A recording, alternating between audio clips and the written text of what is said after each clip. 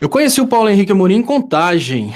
Eu não tinha nenhuma intenção de fazer esse trabalho de militância política misturada com jornalismo, como eu faço hoje. Naquela época eu tinha um sonho de ser jornalista e eu fui num evento que o Paulo Henrique Amorim estava fazendo uma palestra. E eu observei uma coisa muito interessante no Paulo Henrique Amorim, que era a força e a alegria que ele estava transmitindo naquela palestra, não por causa das informações que ele estava passando, mas por causa de uma conquista que ele não estava naquele momento simplesmente comunicando uma conquista, ele estava entregando uma conquista para o povo brasileiro. Essa palestra, coincidentemente, era sobre o pré-sal. O Paulo Henrique Amorim foi, e olha, pasme, ele foi para Minas fazer uma palestra no evento da Federação das Indústrias de Minas Gerais, uma instituição irmã da Federação das Indústrias de São Paulo, responsável pelo golpe, e o Paulo Henrique Amorim falou para mim em entrevista uma frase que eu nunca vou esquecer. Não é possível trazer o pré-sal para Minas, mas é possível levar Minas para o pré-sal. Ele estava se referindo, obviamente, à quantidade de oportunidades de empregos, a quantidade de crescimento econômico que estava conectada a o fato do Brasil ter encontrado o pré-sal. E olha, esse Paulo Henrique Amorim, que sempre foi um grande jornalista, sempre foi um grande apresentador, mas sempre também foi um grande nacionalista, ele lutou a vida inteira e desafiou os próprios interesses para continuar lutando pelo povo, exatamente por isso. Não é possível levar o Brasil, não é possível levar o pré-sal para o Brasil todo, mas é possível levar o Brasil para o pré-sal, gerar empregos, criar oportunidades de educação, oportunidade de estudo. E eu fiquei pasmo com uma coisa, Aquiles, que olha, esse Paulo Henrique Amorim, que durante muito tempo ele teve a oportunidade de simplesmente abandonar as pessoas que poderiam ser beneficiadas pelo pré-sal e simplesmente ficar do lado da emissora, ele poderia ter abandonado a militância como um militante progressista nacionalista e poderia ter abraçado as causas da Record, poderia ter ficado do lado dos interesses dos empresários e poderia estar hoje milionário sem ter nenhum problema de coração, claro, mas não, ele...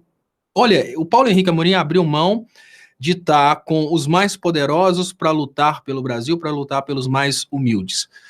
E a morte chega a todos. A gente não pode, obviamente, contestar a vontade de Deus, a gente não pode contestar o momento da morte, mas uma coisa a gente pode contestar: a reação desse povo podre que acompanha o Bolsonaro, esse povo podre que acompanha o Sérgio Moro e esse povo podre, fanático, que agora veio fazer uma chuva de críticas ao Paulo Henrique Amorim e muitos comemorando a morte dele. E eu penso, ali estava um cara que teve toda a oportunidade de se vender, ali estava um cara que teve um último aviso de ser removido do Domingo Espetacular, e isso mostra, obviamente, que durante todo o tempo ele estava lutando contra o poder financeiro, a favor de uma causa que ele acredita, a favor de um povo que, no final das contas, tem uma parte podre com câncer que comemora a sua morte por ele ter não lutado pelos próprios interesses, mas lutado pelos interesses de uma nação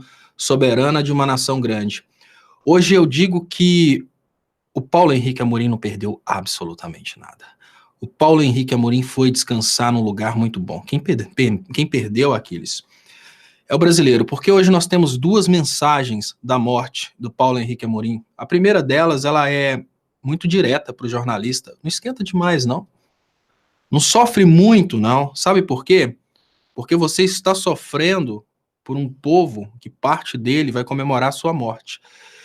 E a outra mensagem que eu consigo ver vinda dessa morte do Paulo Henrique Amorim, dessa reação das pessoas comemorando a morte dele, é que realmente, Aquiles, é duvidável se esse povo brasileiro, e eu falo duvidável para não falar duvidoso, eu falo duvidável mesmo, se esse povo brasileiro merece o empenho de uma pessoa como Paulo Henrique Amorim, e se esse povo realmente não está recebendo agora, nesse momento, através do governo Bolsonaro, através das interferências, através da aniquilação da nossa indústria e através da redução do Brasil a uma mísera colônia ou um condado dos Estados Unidos, se esse povo não está recebendo o que realmente merece, sabe, Aquiles? Porque, olha, eu vou falar uma frase que eu falei logo após o evento da eleição do Bolsonaro por causa de argumentos evangélicos, E eu não tenho medo de falar essa frase porque é exatamente o que eu penso.